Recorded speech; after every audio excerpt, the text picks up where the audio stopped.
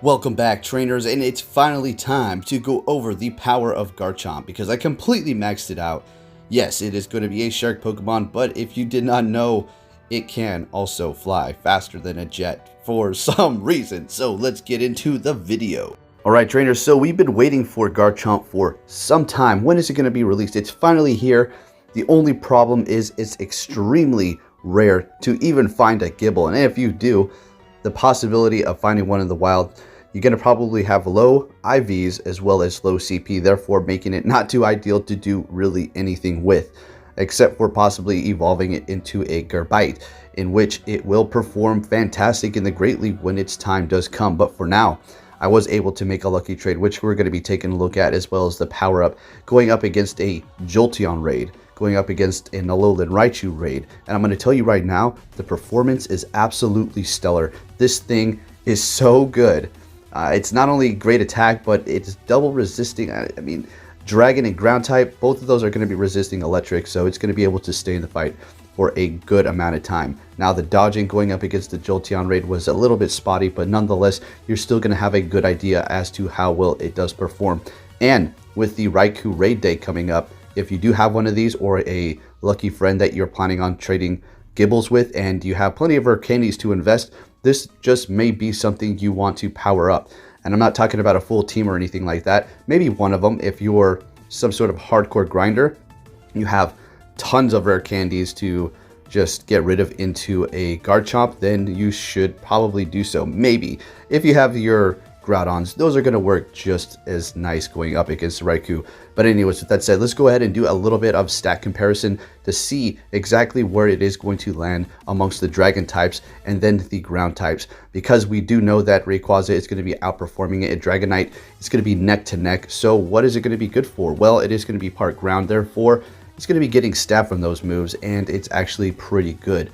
I will tell you this right now, Groudon is going to be outperforming it slightly, but since it is going to be Dragon and Ground type with that double resistance up against electric types, it is going to be looking fantastic. So let's go ahead and take a look. Alright, so take a look at Garchomp. We see it has a max CP of 3,962 at 100% IV, attack 261, defense 193, and stamina 239. Then if we look at Garchomp, the current king of the ground types, sort of, Garchomp is kind of taking over that spot. Max CP for the Garchomp is going to be 4,115, attack 270, defense 220, and stamina 205. And then we have Rhyperior, which is a pretty good ground type Pokemon that is readily available to almost everybody. Max CP 3,733, attack 241, defense 190, and stamina 251. So if we take a look at all of their stats here, which one has the best attack? Well, that's going to be Groudon there. It's going to be beating Garchomp by 9 points in attack, making Groudon the current king of the ground types. But Garchomp is going to be part Dragon, therefore having an extra resistance for electric type Pokemon, therefore allowing it to stay in the fight just a little bit longer and possibly outperforming Groudon. Then if we look at the defense, Garchomp is going to be falling a little far behind from Groudon, and Rhyperior is, around the same range as Garchomp. So Groudon is still looking fantastic, as it should be. It's a legendary. But if we take a look at the stamina on the Garchomp, it is actually going to be above the Groudon, so that is where it's going to be shining in its HP. So if you're wondering, okay, so Groudon is simply the better option. Not necessarily. Garchomp is going to allow you to stay in the fight longer, using less resources, and possibly if you're doing those raid trains, it's going to let you stay in that raid a little bit longer, so you don't have to back out or possibly faint out and then go rush back to the gym. So Garchomp is still very viable. Not to mention, it's going to get a Mega Evolution as well as the Groudon too. So very interesting to see what will happen in the future with the both of them. Now hang tight just a little bit longer. We're going to get into those raids here in just a minute. But first, we're going to take a look at going up against an Arceus Dragon type to see how and who is going to be performing the best. So we have Rayquaza up at number 1 with Dragon Tail and Outrage. It's going to take 39 of those. And we are over here on Pokebattler, in which I will be leaving a link in the description to their website yet again, because another magnificent site that you should use if you want to get your data. So, and then we have Palkia up next with Dragon Tail, Dragon Meteor. It's going to take 37 of those. And then, of course, we have the Salamence with its newly added Community Day move, Outrage, Dragon Tail, and Outrage, and it's going to take 39 of those. And then we have Dialga, which is an absolute beast, just to let you know.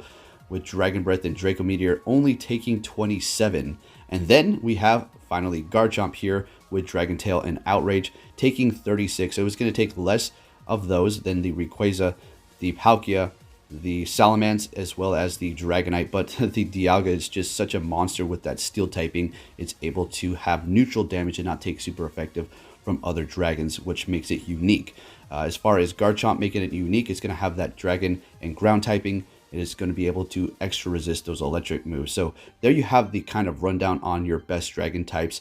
Is Garchomp something you want to invest in as a dragon attacker purely if you want to? See, if you like the design, if you want to have fun with the game and you're sick of looking at, I mean, it's not like Rayquaza's design is something boring or anything, but if you're sick of looking at your same 6 lineup of your dragons over there, you may just want to go in with the Garchomp finally. Not to mention, it's going to be getting a Mega Evolution, but so is Rayquaza in the future, and so is Salamence, so take note of that. But personally for me, I'm a big Garchomp fan, so I just had to get my hands on one of these.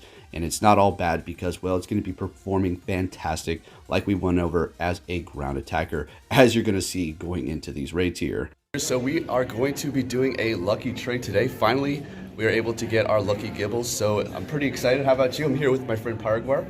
Yeah, I'm super excited. I've been kind of holding on to this. I had a baby Gible that I caught a couple of weeks ago, and I've been waiting for a lucky trade with someone who could mirror trade. Yeah. I'm really excited because I want to power it up once I get it so I can use it for Raichu Raid Day. Oh, yeah. The resistances for electric is just going to be amazing. Yeah, we got that shiny coming up, so perfect timing. So let's get into it, see what we get for our REVs, and you know what it is. I'm going to be maxing this out later.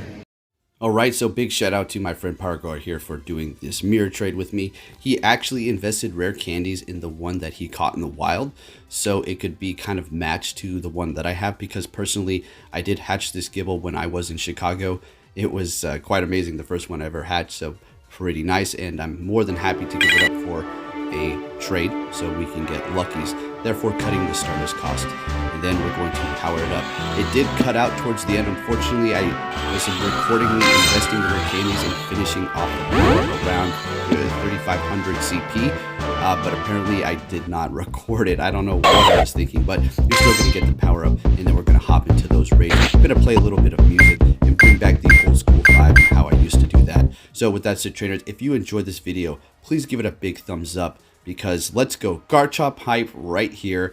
This is like perfect timing for the Raichu raids, and if it's after the Raichu raid day, well, yep, it's over, and hopefully you found your shinies, and hopefully I found my shinies. Knowing me, I'm probably going to get around, let me take a guess before it even happens. Let's see if I can predict my shiny Raichu count. I'm going to say 4. 4 shiny Raichu I'm going to find possibly. So there we have the Garchomp, looking fantastic. Switched it to the ground type moves, and now let's go ahead and get into this power up, and then right after this we're going to be hopping into those raids. And like I said, the dodging is a bit spotty for the Jolteon, but that's okay. All we needed to do was a one and done, because it's taking such little damage. I was amazed on how tanky it was, the damage output, and the weather was partly cloudy. So if I'm able to find a Jolteon when we do have sunny weather, I'm more than confident I would be able to take that Jolteon with just one Garchomp. As far as the alolan Raichu, oh, that's going to be easy money too, because I took it out with one Garchomp already, as we will take a look at. So trainers, thank you for watching, and I will be catching you all next time. Take care.